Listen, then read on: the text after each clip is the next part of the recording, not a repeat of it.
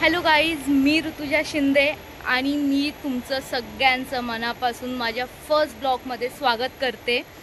आजपासून मी ब्लॉग्स बनवणार आहे। एक नवीन सुरुवात करायला जात आहे व्हिडिओज बनवून।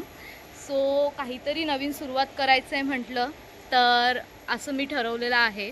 आपले जे महाराष्ट्राचे आराध्य दैवत आहेत श्री छत्रपती शिवाजी महाराज यांच्या श्रीमान दुर्गेश्वर रायगड किल्ल्यावर जाऊन ह्याची सुरुवात करावी असं मला वाटतंय।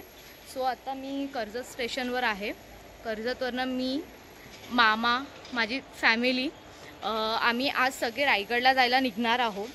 सो तर बघूया, मग आज रायगडच्या पायथ्याशी आम्ही मुक्काम करू रात्री आणि मग उद्या सकाळी जसंही सकाळ होईल सो वरती आम्ही जाऊ रायगड किल्ल्यावर। सो चला तर मग बघूया आपण पुढे काय काय होतंय। फायनली आम्ही रायगडला निघालेलो आहोत। बघू आता।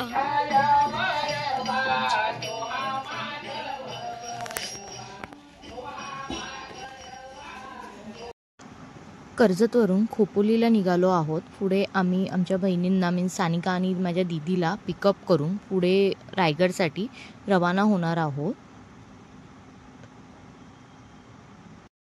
इंट्रोडक्शन वगैरे आता। हॅलो गाईज, फायनली आम्ही भेटलेलो आहे, सानी आणि मी। सो आता आमचा प्रवास सुरू होतो रायगडसाठी। अजून माझी मोठी बहीण आहे दी, काय तू ब्लॉग बनवतो? हां, ती दी आहे। चलो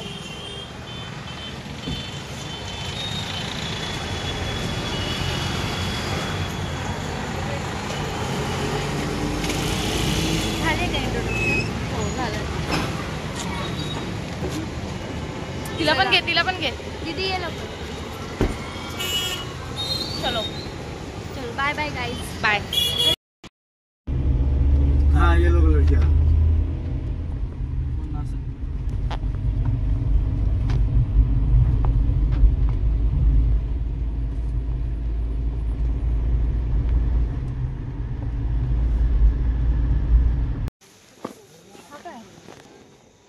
ते काय तिथे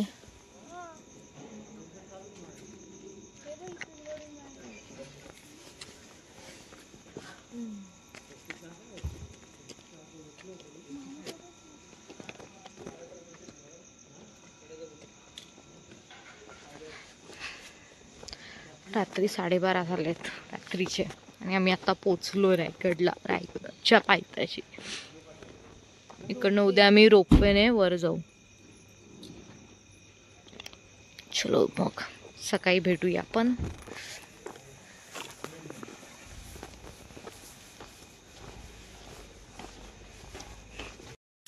गुड मॉर्निंग गाईज, सकाळचे 7 वाजलेत आणि खूप थंडी आहे सगळ्यात मेन तर इथे। आणि सकाळी रायगडला न जाता आमचा प्लॅन थोडासा चेंज झालेला आहे।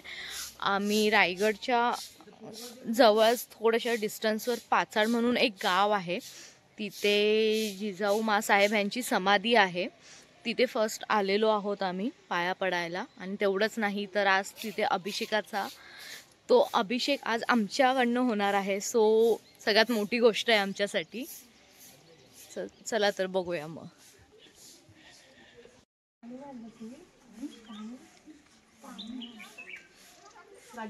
थांब आणतो थांब।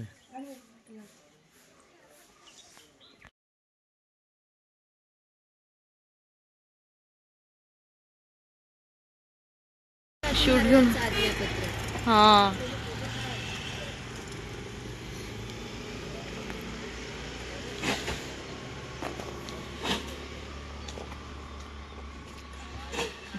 वन 999 1909 किती 99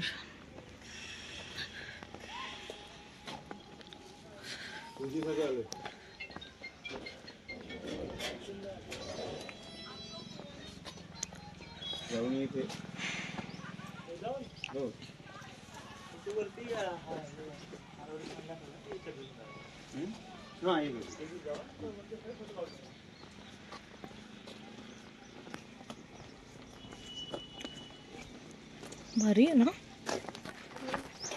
इथे नव्हतं आलं लास्ट टाइम आपण.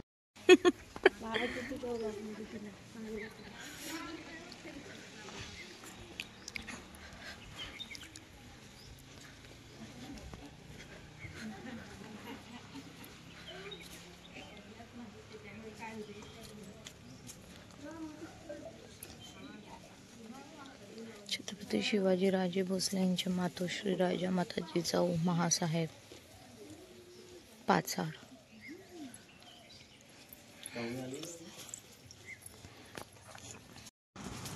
परत रेडी होऊन आम्ही रायगडच्या पायथ्याशी आलेलो आहोत. आता वरती आम्ही रोपवेने जाणार आहोत. सो रोपवेच्या इकडे एक वेटिंग असल्यामुळे तिकीट्स वगैरे घेऊन आम्ही वेटिंगसाठी उभे राहिलेलो आहोत.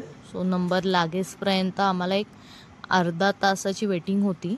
त्यानंतर लगेच आमचा नंबरही लागला. रोपवेत बसून आम्ही वरती गेलो लगेच.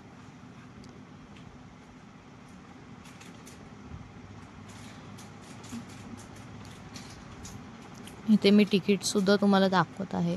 अशा प्रकारे तिकीट घेऊन आपण रोपवेला, फक्त रोपवेला जेव्हा याल तेव्हा सकाळी तुम्हाला लवकर येऊन लाईन लावावी लागते, तरच तुम्हाला हे रोपवेचं तिकीट लवकर मिळतं आणि लाईनसुद्धा कमी लागते तुम्हाला.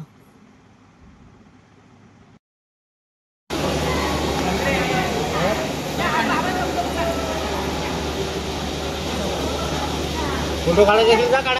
कशाला बसलास? बॅलन्स नको व्हायला. त्याला कशाला बसलास म्हणलं? आम्ही 5 जण होतो, एक 6वा पाहिजे ना बॅलन्स व्हायला. असं आहे त्यांना काय करतात, परमिशन दिल्लीवर ना करावं लागेल.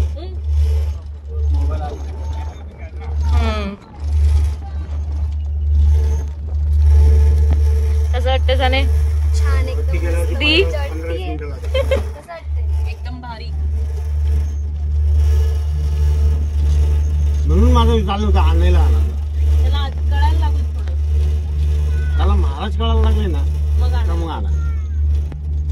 बस पण तुम्ही राहिलो तर त्याला 365 किलो भिडली. त्याला महाराज आता बसून देवा टाकायला त्यासाठी मला वाटतं ते आहे ती पुस्तके घेऊन जा तुझ्याकडे. मग तुम्ही ट्रॅक बनव. मला हिरकणी कुठला आहे? त्या हिरकणी बुरुज तो ना, त्याच्या मागच्या बाजूला हिरकणी बुरुज. अच्छा, म्हणजे इकडनं नाही दिसत. इकडनं नाही. हा ताना बाळ होतं ना, तिला दूध वगैरे पाजायचं होतं. आणि 6 नंतर सूर्यास्तानंतर दरवाजे बंद होते. दरवाजा बंद होता. हा, त्या हिरकणी त्या बुरुजावर तिथनं त्या याच्यातनं खाली उतरल्या अशा कड्यातून. ओके. आणि जेव्हा महाराजांना समजलं तेव्हा महाराजांनी त्यांना वरती बोलवलं. त्यांचा सन्मान केला. त्यांना सांगितलं तुम्ही परत उतरा. ते बोले माझं तेव्हा लक्ष माझ्या लहान बाळावरती होतं म्हणून मी उतरून गेले. आता उतरून जाऊ शकत नाही. म्हणून हिरोजीनं सांगितलं की परत तुम्ही बुरुज बांधायचं. अशी ती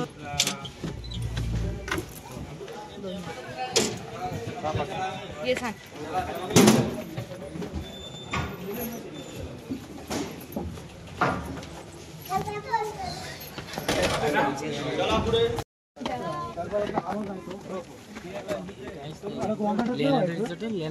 हाँ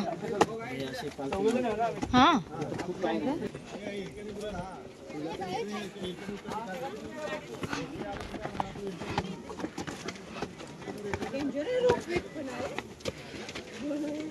आई कधी यायचं पालखी घेऊन? आई आता नाही मला वाटत.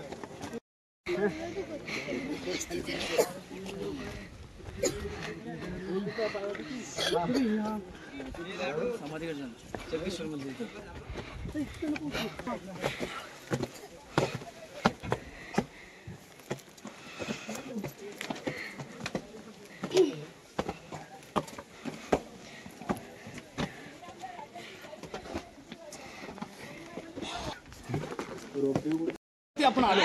खरं तर म्हटलं पाहिजे की जीवनात आलेल्या प्रत्येक मनुष्याने एकदा तरी रायगड वारी ही केली पाहिजे. छत्रपतींच्या सिंहासनासमोर आणि समाधीसमोर येऊन नतमस्तक व्हायला पाहिजे, मानाचा मुजरा झाला पाहिजे. म्हणून तर कवी भूषण म्हटले होते की काशी की कला जाती मथुरा में मस्जिद वस्ती अगर ना होते मेरे शिवराय तो आज सुन्नत ये सबकी होती. तसंच विसरणे पाहिजे. तर त्या राष्ट्रमाता राजमाता जिजाऊ महासाहेबांना की धन्य जिजाऊ, तुम्ही जर का जन्माला आला नसता तर नसती दिसल्या अंगणामधली तुळस आणि राज, आपण जर का जन्माला आला नसता तर नसते दिसल्या मंदिरावरचे उंच उंच कळस, अशी मुघलांनी या महाराष्ट्र देशाची अवस्था करून ठेवली. परंतु याच्यापासून पालनहार, याच्यापासून संरक्षण करण्याकरता 19 फेब्रुवारी 1630 ला राजांचा जन्म शिवनेरी या किल्ल्यावरती झाला. आणि ज्या पवित्र पुण्यभूमीत तुम्ही आलात या रायगडाने पाहिला होता एक नेत्रदीप सोहळा, तो तर 6 जून 1674 राजांचा राज्याभिषेक सोहळा या गडाने पाहिला. आणि नको पाहायला पाहिजे होता तो दिवस देखील याच रायगडाच्या पदरी पडला की महाराष्ट्राचा सूर्य मावळला, महाराष्ट्र पोरका झाला. राजाने आपला अखेरचा श्वास 3 एप्रिल 1680 ला याच ठिकाणी राहत्या राजवाड्यामध्ये सोडला. सन इसवी सन 1656 ला हा किल्ला छत्रपती श्री शिवरायांनी जावळीचे चंद्रा मोरे यांच्याकडून हा किल्ला जिंकला. तेव्हा स्वराज्याची राजधानी होती किल्ले राजगड. मग राजाने राजगड सोडला आणि रायगडाला राजधानी का निवडली हा प्रश्न येणाऱ्या प्रत्येक वक्ताला पडतो की रायगडच राजधानीसाठी का बरं. तर रायगड हा खऱ्या अर्थाने कोकणामध्ये वसलेला किल्ला. आता कोकणामध्ये वसला असला दर्या किनाऱ्याजवळ समुद्रावरती नियंत्रण ठेवलं. जसं की आज इंडियन नेव्ही ही छत्रपती श्री शिवरायांना god of father of Indian navy म्हणजे दर्यावर रक्षण कसं करायचं तर ते आपल्या राजांनी 400 वर्षापूर्वी शिकवलं. शिवाय रायगडाला एक भौगोलिक स्थान प्राप्त झाले. या रायगडाला चारी बाजूने सह्याद्रीच्या रांगाने वेढलेले आहे. परंतु आश्चर्याची गोष्ट अशी आहे का कुठली सह्याद्रीची रांग या रायगडाला अटॅच झाली ना, टच झाली. रायगड हा शिवलिंगासारखा आहे. रायगड हा कमळाच्या कळीसारखा आहे. स्वतंत्र किल्ला आहे, स्वतंत्र. शिवाय पावसाळ्यामध्ये काळ, सावित्री, गांधारी 3 नद्याने रायगडाला वेढलेले. रायगडाची समुद्र सपाटीपासूनची उंची ही 2851 फूट, जे की पायथ्यापासून आपण वरती आलो हे 1350 फूट 870 मीटरवरती आपण उभे आहेत. रायगडाला काही शुभक्त असेल की पूर्ण प्रदक्षिणा देखील मारली जाते. ही पूर्ण प्रदक्षिणा 16 किलोमीटरची पूर्ण प्रदक्षिणा आहे. रायगड जो वरती पसरलाय हा 1200 एकर मध्ये पसरला, 100 एकर मध्ये फक्त वास्तव्य इमारती. रायगडाला तुम्ही पायी जर चढून आलं तर 2000 पायऱ्या, 3.5 किलोमीटरचं अंतर आहे. 1.5-2 तास लागतात वरती येण्याकरता. 1996 साली झालेला प्रकल्प पुण्यामधील जोग कंपनीच्या सैन्य केवळ 4 मिनिटांमध्ये आपण गडावर आलो. 128 पायऱ्या चढून ज्या दरवाज्यातून आत आलो हा हे मेना गेट. महाराजांच्या राण्या व राजगेतील स्त्रिया या सूर्यास्त पाहण्याकरता मेण्यामधून ये जा करत असतात. पुण्याला मेना गेट असं म्हटलं होतं. या साईडला खालच्या साईडला अष्टप्रधानचे वाडे, महाराजांचं अष्टप्रधान मंत्रिमंडळ होते. मग या ठिकाणी बाळाजी, अवजी, रामचंद्र, नीलकंठ, मोरपंत, पिंगळे, हंबीराम मोहिते, निराजी, रावजी, रामचंद्र, त्रिंबक, अनाजी पंत हे मंत्री होते. मग जवळपास इथून 350 गडकिल्ल्यांचा कागदोपत्री व्यवहार केला जायचा. आणि या साईडला ते आहेत राणी महाल. छत्रपती श्री शिवरायांना 8 राण्या होत्या. सोयराबाई, पुतळाबाई, काशीबाई, सईबाई, गुणवंतबाई, लक्ष्मीबाई, सावळाबाई आणि सगुणाबाई. आता 8 राण्या सांगितल्यानंतर आश्चर्य की राजांना 8 राण्या, परंतु यामागे एक राजकीय हेतू होता. साम्राज्य विस्ताराच्या मागे कल्पना होती की महाराष्ट्रात अनेक मातब्बर सरदार घराणे होते. मोहिते, निंबाळकर, गायकवाड, शिर्के, देशमुख, विचार, इंगळे नामवंत सरदार घराण्याशी सोयीसंबंध जोडावेत, नातीगोती जोडावेत म्हणून राजाने 8 राण्या केल्या. परंतु 8 राण्यापैकी गडावरती मात्र 6 राण्या राहत होत्या, कारण की सहीबाईंचं निधन हे राजगडावरती झालेले शंभू राजा अवघे 2 वर्षाचे असतात. दुसऱ्या होत्या पुतला राणी, त्या खाली पाचाळगाव मध्ये राहतात. मग हा एका राणीचा एक माल 6 माल आपल्याला एक लेवलमध्ये एकसारखे पाहायला मिळतात. एक राणी माल पाहूया, नंतर आपण वरच्या साईडला. डोली घेऊन या रे.